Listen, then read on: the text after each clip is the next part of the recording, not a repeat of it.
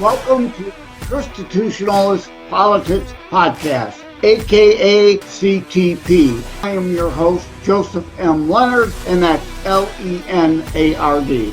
CTP is your no muss, no fuss, just me, you, and an occasional guest type podcast. Really appreciate you tuning in. As Graham Norton would say, let's get on with the show! Hello, everyone. Welcome to Constitutionalist Politics Podcast again. I have a guest with me. I'm not even going to begin to attempt to pronounce her name because, you know, I'm sensitive. People look at my last name and think it's Leonard, but it's Leonard without an O. And I had Chantal Landreville, which I had enough trouble with that name alone, back last February 23, February 7th, of 2024, Season 1, Episode Feb Special. I also had a dating episode, Season 1, December Special of Wednesday, December 6th, 2023, that dropped. That's why I got the other date mixed up. And I also had on Andrea Putting on Season 1, Episode 28. And the reason Andrea Putting doesn't really match with those other episodes, but I mentioned her because I joked about her name. It's Putting with two T's, not pudding like the dessert with two D's. And like I said already, I'm not even gonna begin to attempt your name. So let's start there. How do you actually say your name? Julia Bistritska-Luz, but I'm also used to Julia. Okay. Who live in the English-speaking countries. Yeah, okay, so Julia it is. That name I can manage. And you are here kind of as a date expert, although I joked with you in email because I can never pass on bad puns.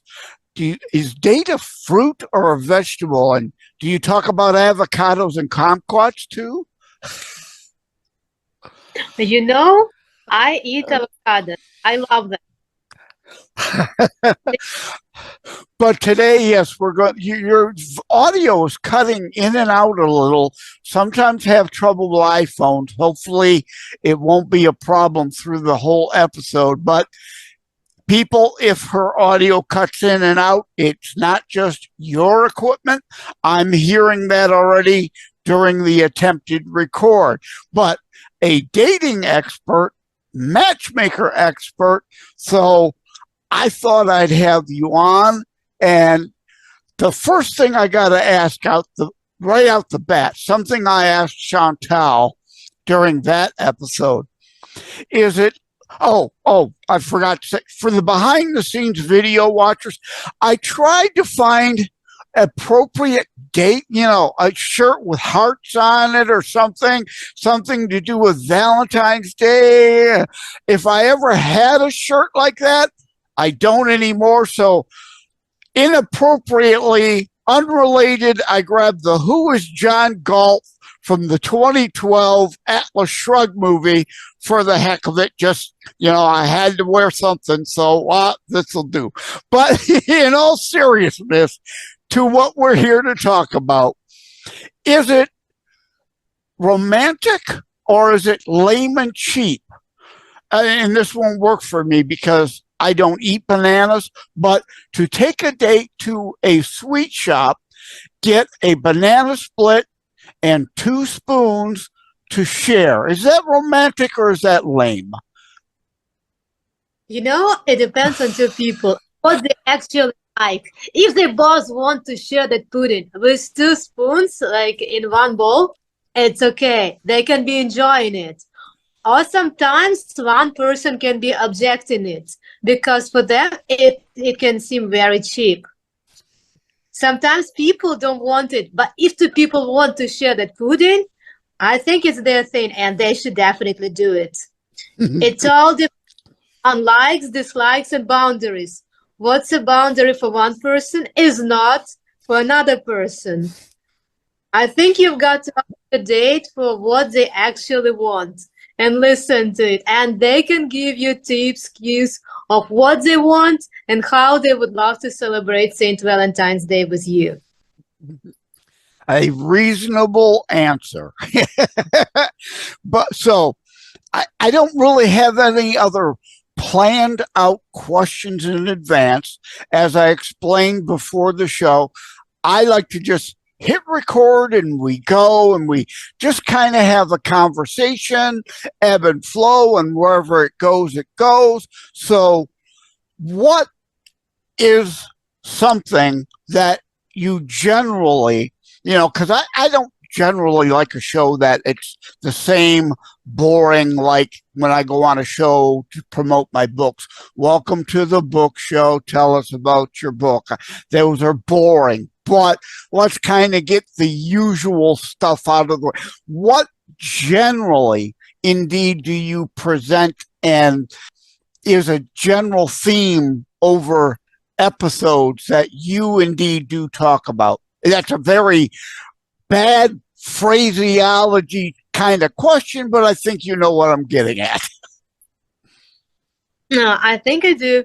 Well, I generally met people from all over the world, and I help their relationship to develop. They come to my dating agency. They tell me what they're for, who they are, and how they want their relationship to be, and I match them with people that are the best matches for them.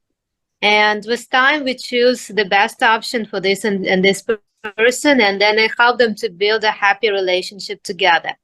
As these two people are either from one culture, but men and women think differently, or if they're from two different cultures, it creates more problems because a man can get offended when a woman does something, but a woman may not even know about it. And the woman may get offended. Yeah, vice versa. Yeah. Yeah. And the worst thing is that when they're both silent and they don't have anybody in the middle that know about them. And if they don't have any common friend or if they don't have any common acquaintance, that's it. And sometimes women want men to guess what they're thinking about. I'm upset. I'm glad you said it, not me. But you may, right. I mean, that's the obvious thing here. The obvious next question, the next point. Communication. People are not mind readers. You're not a mind reader. The person across the table from you is not a mind reader. If you don't open your mouth and say how you're thinking and feeling, they can't read your mind. We've got to communicate. And it doesn't mean that you have to be a great communicator. Yes, we all make mistakes in communication, but if you don't say it, if you don't spell it out, nobody will find out. And then you can be mad, and the man will go away just because he doesn't know how to make you happy. Or if a man distances himself from a woman and she doesn't know what she did, or maybe something from the past triggers that reaction in him. Then a woman may make a few tries and then she may get tired of trying to find out, trying to read the mind of the man. Oh, you're cutting in and out again. Say a relationship, what? Has to be reciprocal. There has to be communication. People have to spend time talking to each other and reaching a compromise or reaching an agreement that will make both of them happy. And it's possible. Yeah, I think you touched on another important thing there. Past relationships are past relationships, and we all have baggage. We all carry baggage, but we've got to try to make sure we leave the past behind us and not make assumptions of this potential current new relationship based on past relationships, especially if hopefully, like through you, a matchmaker, you should have similarities, things in common that you can talk about, as opposed to randomly meeting somebody at a bar, you have no clue what you may or may not have in common, right? Yes, plus I also check the ladies to make sure that they're single and they are who they say they are. So that men don't go through the trouble of trying to find out who this person is, whether she's who she's or she's not who she says she is. Maybe she's hiding something. Maybe she's married, but things are very bad, and she's like into minds whether to leave that marriage or stay there. To organize dates so that a man can live his own busy life and then can come on a date and enjoy it. Sometimes it's trouble to make a reservation when you want to get to one restaurant, or like you have a few options where you want to go to, but you need to make a few phone calls. It takes time, it takes effort, and some men are not prepared to do it, so they come to me, they ask me to help them. Yeah, so right, you try to prevent catfishing, right? People who claim they're something or somebody they're not, using a fake picture. You kind of you verify, yeah, this is who they say they are. They're not using some model's picture or some actor's picture. If this is an actress, this is an actress. If this is a model, this is a model. If this is an athlete, this is an athlete, this is an athlete. In order to touch the top past relationships, it's like, you know, carrying a bag that you should stop carrying. People feel it. When you're not done with your past relationship, on some level, people also sense it. And no matter how you try to enter a new relationship, you cannot. Because people feel it that either you are in love or you're still mad at someone from the past. And you can say whatever you want, people feel it. Even if you don't talk about your past experiences or past relationships, but you can be thinking about it subconsciously and people read it from your biofield. Mm-hmm. Yeah, that's interesting. So you're the supposed expert. What is a good or the best, the safest, so everyone is comfortable first date? You know, it all depends on two people, on what they want to do. Usually it can be coffee in a coffee shop, or it can be dinner in the restaurant.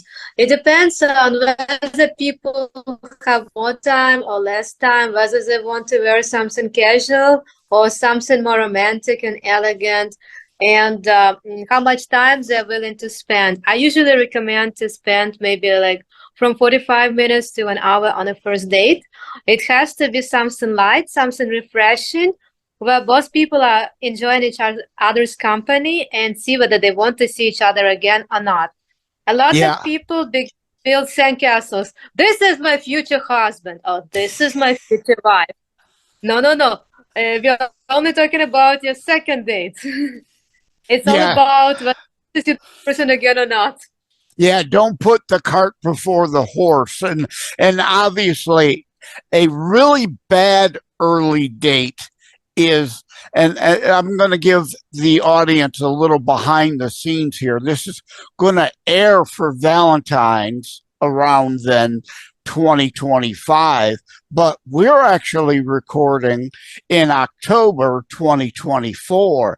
And I'm like, the TV, unfortunately, is political ad after ad after ad after ad of lies upon lies upon lies, mudslinging at each other. It's like, I'm thinking, but it's a bad early date, like escaping to the movies, right? Because you're secluded, you're away, none of that outside crap. But the same token, early date, you can't talk during the movie to each other.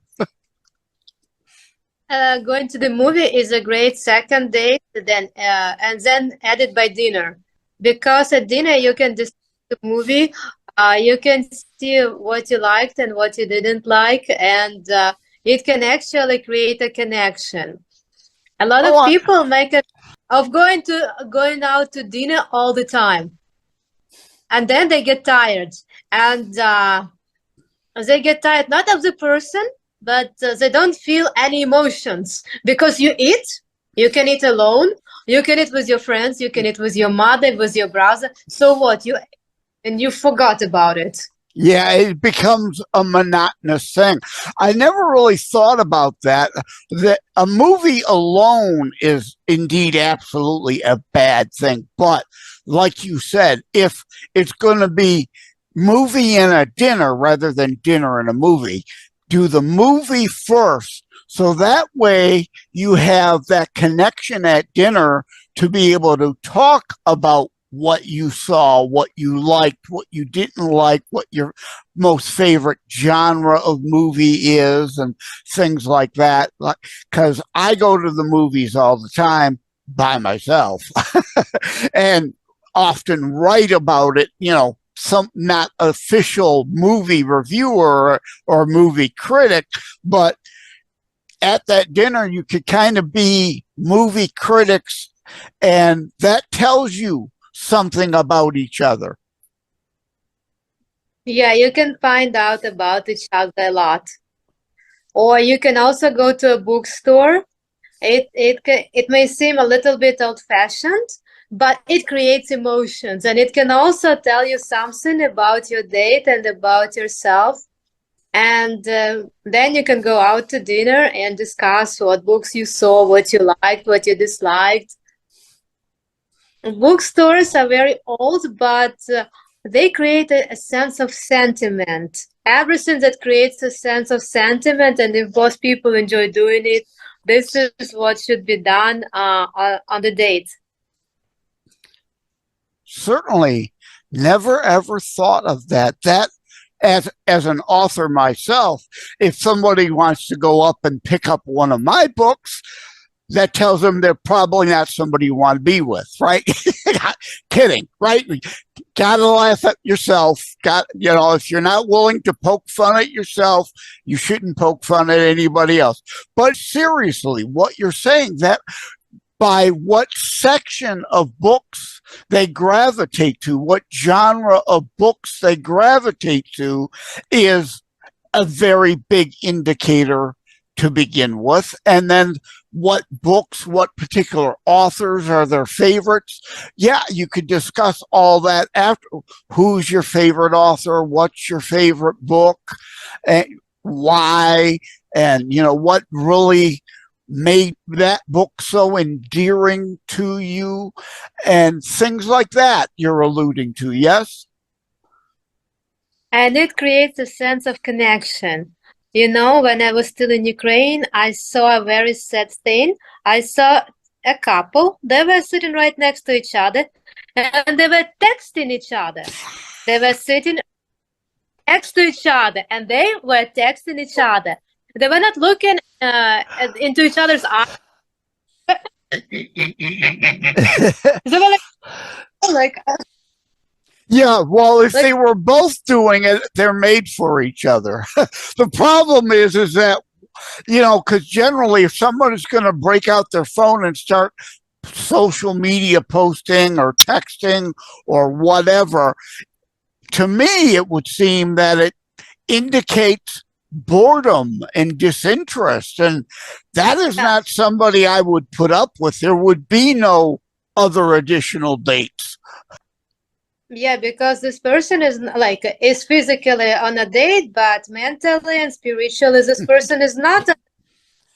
They're somewhere else. There's a joke there because we were talking about going out to eat, right? So mentally, they're out to lunch. Ba-dum-bum. Yes. And actually, men and women feel it when somebody is not out here, that they're mentally out to lunch. I'm glad we could tie that all together because, again, I can never pass on the lame puns and the wordplay like that. How long have you been operating as a matchmaker? I've been a matchmaker for 13 years. So you're not a Johnny-come-lately. You've been there. You've been doing it a while, so clearly by now we would certainly hope you know what you're doing. So the next obvious question is then, how many marriages out of all the people you hooked up come out of your service? There have been close to like 10 marriages. They have fallen in love. I believe that love is something that either there is or there is not. If there is not, you cannot force a connection. When there is love, you've got to promote it, you've got to cultivate it, and there is something to work on. But even if 10 marriages over 13 years actually doesn't sound like a lot, but in the meantime, you're creating, you're bettering yourself so that hopefully you're becoming better marriage material eventually when it comes along. You're not looking to try to force anything. You're like all the couples that have got married through me are still married. Different people have different objectives while dating.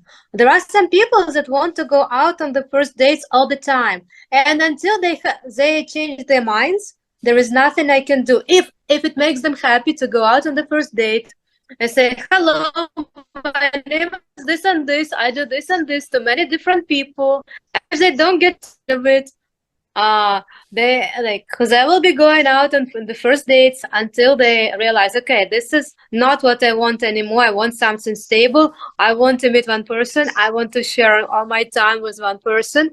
And then they begin to be serious about their search. But until they figure it out. Yeah.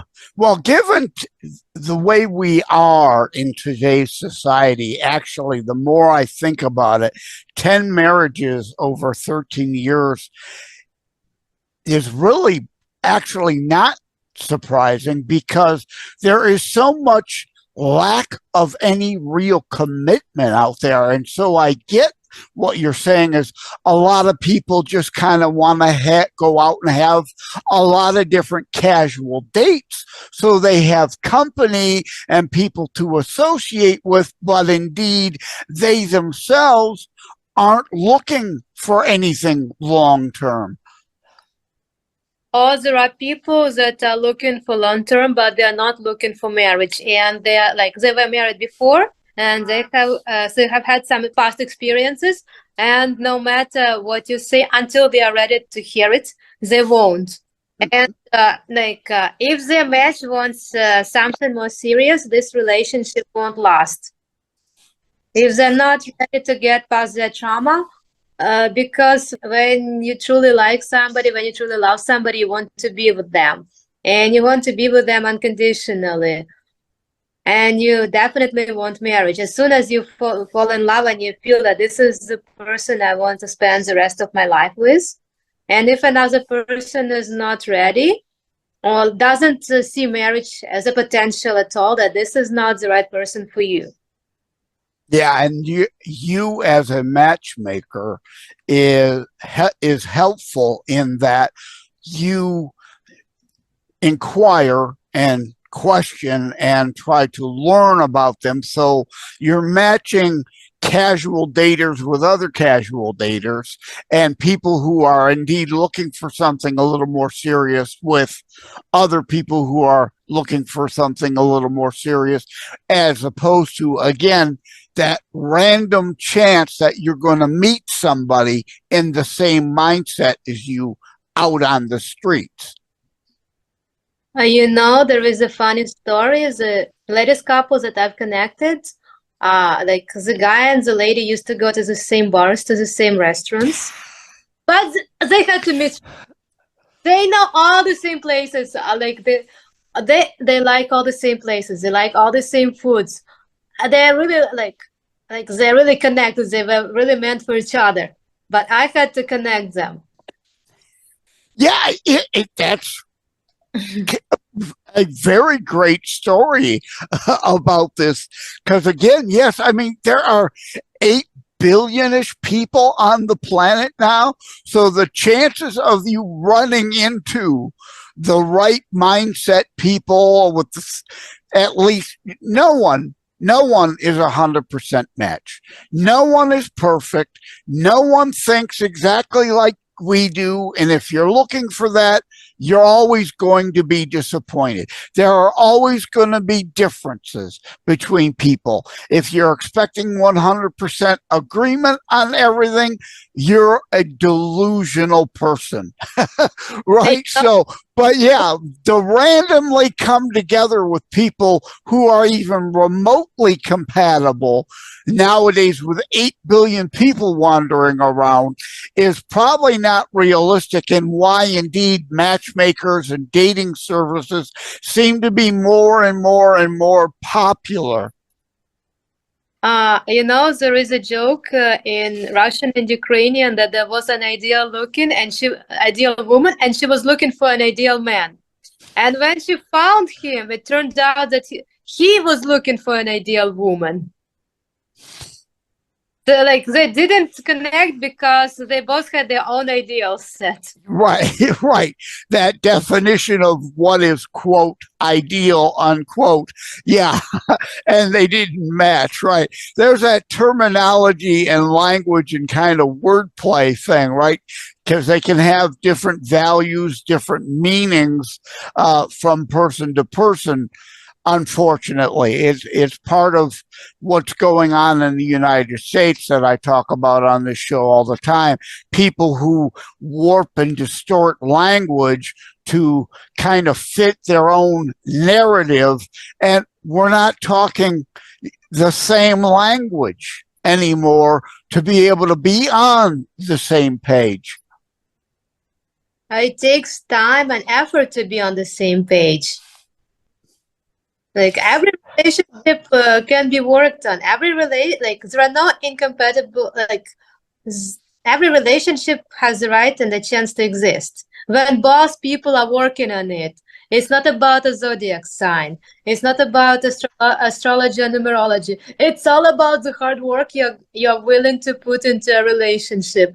It's all about the commitment. It's all about your enthusiasm.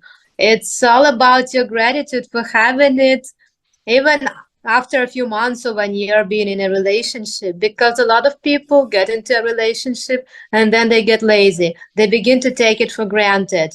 They begin to neglect their partner. And then when the relationship ends, they say, oh, but this is not what I meant. I wanted something different. And of course, there are times people can change over time and they can change their mind. And but the same page thing, an obvious joke, is the possibility of being on the same page, let alone in the same book, let alone in the same bookstore, while I'm at the movie theater instead of even looking at a book. Right? You know, it's like the joke too about my ship came in, but I was at the airport. Well, and those people can talk to each other. They can be like soulmates. They can talk to each other, but they may miss each other once because they could be busy with something else. Something else could be on their mind. Mm-hmm. The lady may have talked to that man that I introduced even before, but maybe she was busy with something else. Maybe she was thinking about something else, or maybe he was busy with something else. And that's why they didn't even exchange phone numbers. Okay, I'm going to go ahead and have us wrap things up. Like any and every guest I have, we could probably talk for 3 hours or 3 days on all this. So where can people find you? Now, they can reach me via WhatsApp, 408-571-9552. Okay, what's that? Now, WhatsApp or what's up? WhatsApp. App, A-P-P. Okay, yeah. There's so many apps out there. I want to make sure I get it right. And what was that ID number? 408-571-9552. Okay, and I will put that in the show notes. So thank you, Julia, whatever your real name really is. I'm not going to attempt it. Tell us again what it is. Julia? Oh.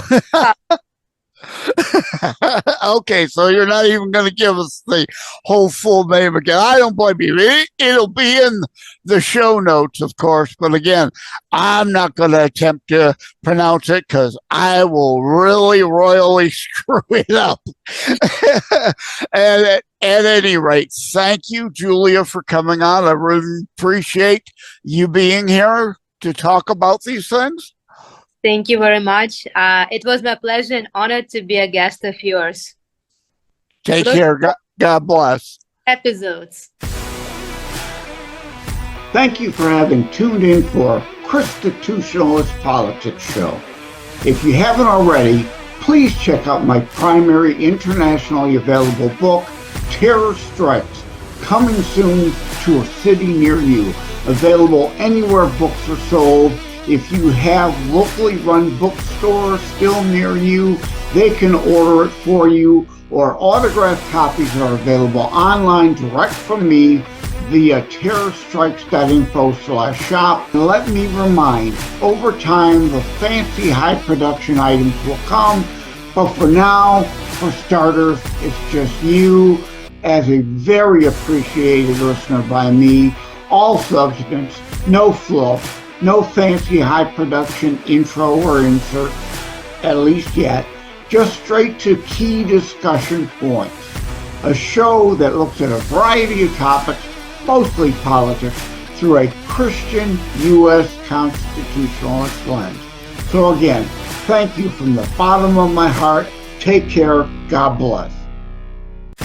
Like and subscribe to Constitutionalist Politics Podcast and share episodes. We need your help. The Constitutionalist Politics Podcast, normally in conjunction and corresponding with articles, can normally for the Saturday monologue shows be found at thefordsnews.com, Substack, and find extended show notes including related links in the Buzzsprout episode edition of the transcript.